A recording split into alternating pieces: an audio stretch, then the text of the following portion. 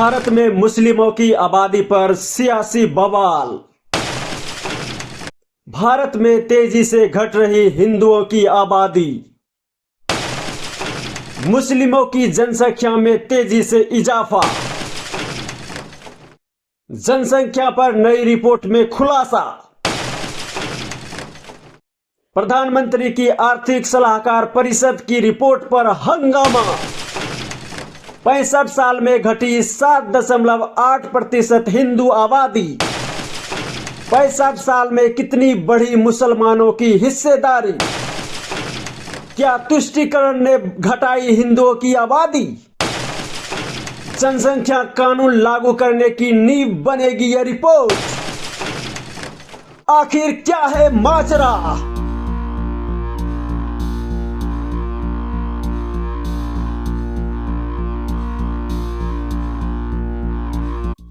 भारत में प्रधानमंत्री की आर्थिक सलाहकार परिषद की एक रिपोर्ट पर सियासी बवाल मच गया है। कोई इसे व्हाट्सएप यूनिवर्सिटी की रिपोर्ट बता रहा है तो कोई गजवाए हिंद बनाने की कोशिश बता रहा है। प्रधानमंत्री की आर्थिक सलाहकार परिषद की एक रिपोर्ट पर देश में सियासी घमासान मचा हुआ है। रिपोर्ट में 167 देशों में 1950 से 2015 के बीच आए डेमोग्राफिक बदलावों का विश्लेषण किया गया है, लेकिन भारत में मुस्लिमों की बढ़ती और हिंदुओं की घटती आबादी पर बवाल मचा हुआ है। रिपोर्ट की माने तो 1950 से 2000 के बीच भारत में हिंदुओं की आबादी 7.82% घट गई है, जबकि इसी दौरान मुस्लिमों की आबादी में 43.45% का इजाफा हुआ है। हिंदू, जैन, पारसी इनकी आबादी घटी है, जबकि मुस्लिम, ईसाई और सिखों की आबादी बढ़ी है।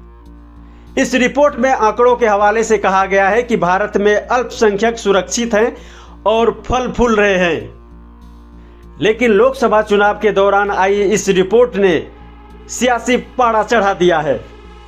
इस ताजा रिपोर्ट में 1950 से 2000 के बीच जनसंख्या में आए बदलाव का विश्लेषण किया गया।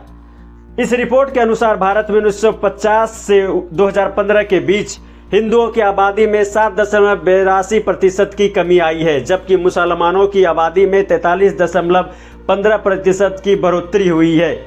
इससे पता चलता है कि देश में विविधता को बढ़ावा देने के लिए अनुकूल माहौल है।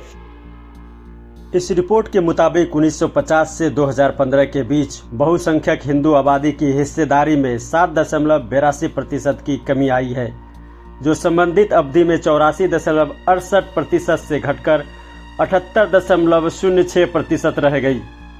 रिपोर्ट में बताया गया है कि 1950 में देश में मुसलमानों की आबादी 9.84% थी और 2015 में बढ़कर यह 14.09% हो गई, जो संबंधित अवधि में 43.15% बढ़ोतरी दर्ज की गई है।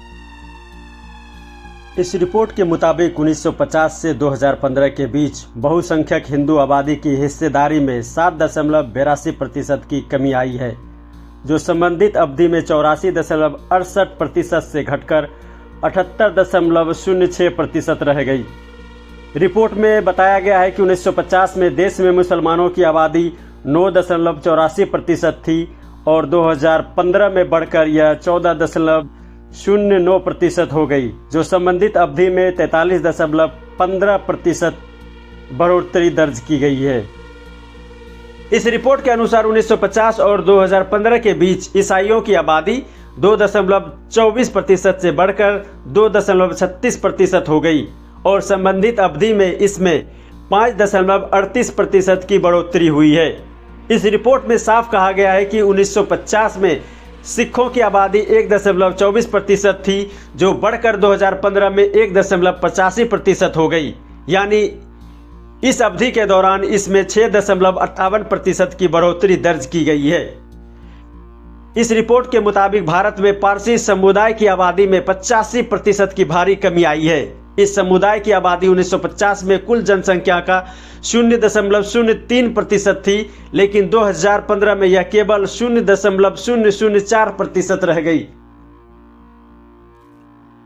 इस रिपोर्ट के मुताबिक इन 65 वर्षों में मुस्लिम देशों में बहुसंख्यक समुदाय की आबादी घटी है। हालांकि ये बात मुस्लिम बहुल देशों पर लागू नहीं होती। मुस्लिम देशों में बहुसंख्यक संप्रदाय की आबादी बढ़ी है। सिर्फ मालदीव एक अपवाद है। इस रिपोर्ट में दक्षिण एशियाई पड़ोसी देशों के संदर्भ में यह विशेष रूप से कहा गया है कि जहां बहुसंख्यक धार्मिक संप्रदाय की आबादी बढ़ी है और बांग्लादेश, पाकिस्तान, श्रीलंका, भूटान और अफगानिस्तान जैसे देशों में अल्पसंख्यक आबादी में चिंताजनक रूप से भारी कमी आई है। इस रिपोर्ट में कहा गया है कि यह आश्चर्य की बात नहीं है, इसलिए तो पड़ोस से अल्पसंख्यक आबादी दबाव के समय भारत आती है। इस रिपोर्ट में कहा गया है कि सभी मुस्लिम बहुल देशों में बहुसंख्यक धार्मिक संप्रदाय की आबादी में बढ़ोतरी देखी गई है।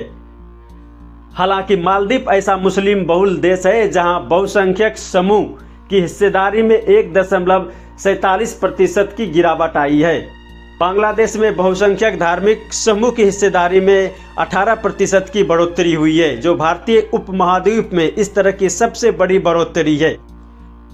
1971 में बांग्लादेश के निर्माण के बावजूद पाकिस्तान में बहुसंख्यक धार्मिक संप्रदाय की हिस्सेदारी में 3.75% की वृद्धि और कुल मुस्लिम आबादी के हिस्सेदारी में 10% की बढ़ोतरी हुई है।